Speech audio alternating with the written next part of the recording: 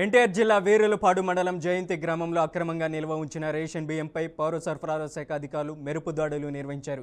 ఈ దాడుల్లో ఒక గదిలో దాచిపెట్టిన 295 బస్తాల రేషన్ బియ్యాన్ని అధికారులు స్వాధీనం చేసుకున్నారు. అదే సమయంలో అక్రమ రవాణాకు ఉపయోగించిన 8 బొలెరో వాహనాలను పోలీసులు స్వాధీనం చేసుకుని పోలీస్ స్టేషన్కు తరలించారు. ఈ వ్యవహారంలో ప్రధాన నిర్వాహకుడిపై కేసు నమోదు చేసినట్లు అధికారులు తెలిపారు. పట్టుబడిన రేషన్ బియ్యాన్ని కంచికర్ల MLS పాయింట్కు తరలించారు. ఇక మండలంలో అక్రమంగా రేషన్ బియ్యం కొనుగోలు, అమ్మకాలు నిర్వహిస్తున్న వారిపై కఠిన శాఖాపరమైన చర్యలు తీసుకుంటామని పౌర సరఫరాల శాఖ అధికారులు హెచ్చరించారు.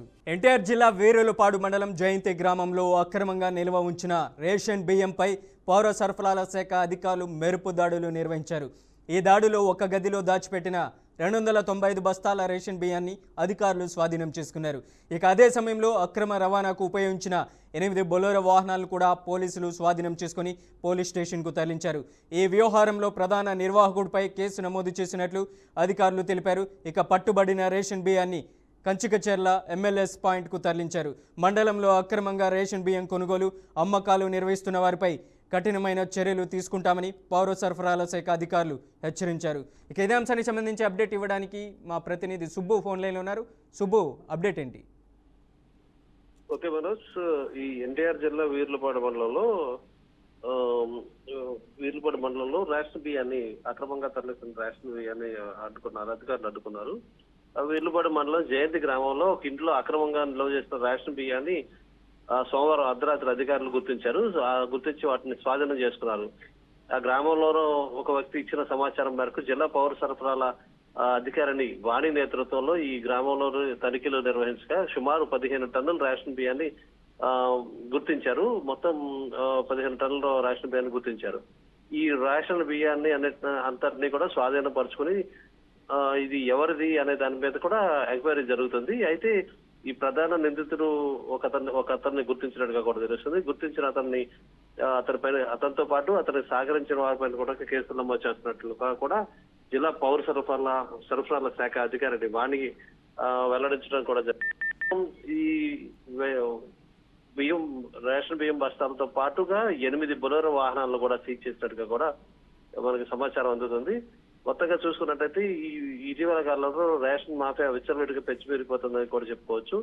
అన్ని చోట్ల కూడా ఎన్టీఆర్ జిల్లాలో వీర్లపాడు మండలంలో కాక నందిగామ, జగ్గపేట, తిరువూరు, కంచికచెర్ల ఈ ప్రాంతాలన్నింటిలో కూడా ఇబ్రహీంపట్నం అన్ని ప్రాంతాల్లో కూడా ఈ విచ్చలవిడిగా రేషన్ బియ్యాన్ని అక్రమంగా తరలిస్తున్నారు.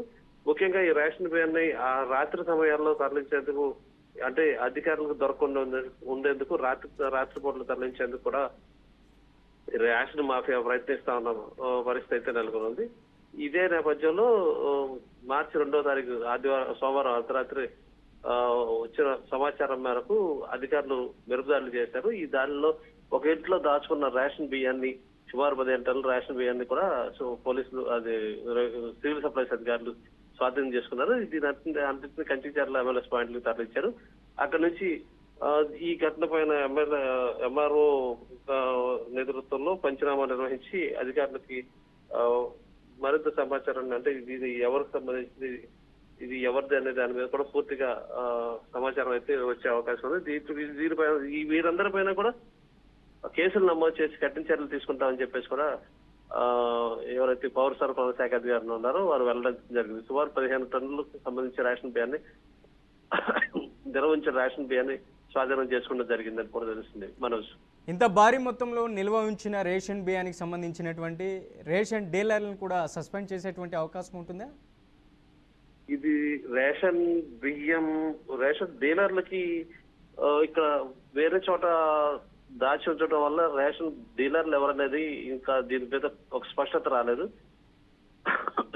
రేషన్ డీలర్కి సంబంధించిన పాయింట్ లో రేషన్ బియ్యాన్ని గుర్తించుంటే రేషన్ డీలర్ మీద కూడా చర్యలు తీసుకునే అవకాశం ఉంటుంది. ప్రస్తుతం ఇదంతా కూడా గ్రామంలోని ఒక ఇంట్లో నిల్వ ఉంచడం కారణంగా అది ఎక్కడి నుంచి వచ్చినాయి అనేది, నిల్వలు ఎక్కడి నుంచి వచ్చినాయి దానిపైన అధికారులు విచారణ అయితే చేయాల్సి ఉంటుంది. ప్రస్తుతం రేషన్ డీలర్లకు సంబంధం లేకుండా ఒక వ్యక్తి ఆ గ్రామంలోని ఒక ఇంట్లో అక్రమంగా నిల్వ ఉంచారనే సమాచారం మీదే సివిల్ సప్లైస్ అధికారులు రైడ్ చేశారు. అయితే ఇది ఏ ఎంఎల్ఎస్ పాయింట్ నుంచి వచ్చింది, ఏ డీలర్ దగ్గర నుంచి వచ్చింది అనే దాన్ని గుర్తించడం కొంచెం కష్టతరంగా మారే అవకాశం ఉంటుంది. ఎందుకంటే ఎప్పుడు కూడా రేషన్ డీలర్ దగ్గర నుంచి తీసుకొచ్చిన రేషన్ బియ్యాన్ని వెంటనే సంచుల్లో మార్చేసి అక్రమంగా నిల్వ ఉంచే పరిస్థితి అయితే నెలకొంటుంది జనరల్ గా.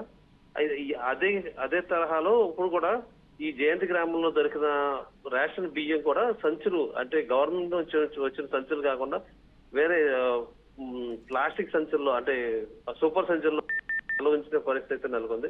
ఇలా నిల్వ ఉంచినప్పుడు అది ఏ ఎంఎల్ఎస్ పాయింట్ నుంచి ఏ డీలర్ నుంచి వచ్చినాయి అనేది తెలుసుకుంటాం కొంచెం కష్టం అయ్యే పరిస్థితి ఉంటుంది. అదే గోతంలో అదే గోను సంచుల్లో నిల్వ ఉంచినట్టయితే అది ఎక్కడి నుంచి వచ్చినాయి అనేది స్పష్టంగా తెలిసే అవకాశం అయితే ఉంటుంది. ప్రస్తుతం ఉన్న పరిస్థితుల్లో ఎక్కడి నుంచి వచ్చింది అనేది అధికారులు విచారణ చేసి తెలుసుకుంటే తప్పితే తెలిసే పరిస్థితి ఉండదు. ఒకవేళ అది ఎక్కడి నుంచి వచ్చినాయో తెలిస్తే కంపల్సరీగా డీలర్ల మీద కూడా చర్యలు తీసుకునే అవకాశాలు అయితే ఉంటాయి. ప్రస్తుతం వీరు ఈ జయంతి గ్రామంలో ఒక ఇంట్లో అక్రమంగా నిల్వ ఉంచారు కాబట్టి వాటన్నిటిని కూడా సివిల్ సప్లైస్ అధికారులు స్వాధీనం చేసుకున్నారు. అవన్నీ కంచిచర్ల ఎంఎల్ఎస్ పాయింట్ కి తరలించారు. అయితే దీని అంతటి పైన కూడా విచారణ జరుగుతుంది. దీనిలో ఎవరెవరు ఉన్నారు, ఎంతమంది వారికి సహకరించారనే దాని మీద పూర్తిగా విచారణ అయితే కొనసాగుతుంది.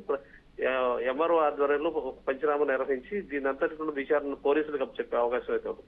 పోలీసులు దీని మీద విచారణ చేసి ఎవరెవరు దీని ఇన్వాల్వ్ అయ్యి ఉన్నారు, ఇది ఎవరికి సంబంధించింది అనే దాని మీద కూడా పూర్తిగా కేసులు నమోదు చేసే అవకాశం అయితే కనిపిస్తుంది Manoj. Right Subbu, thank you for the update.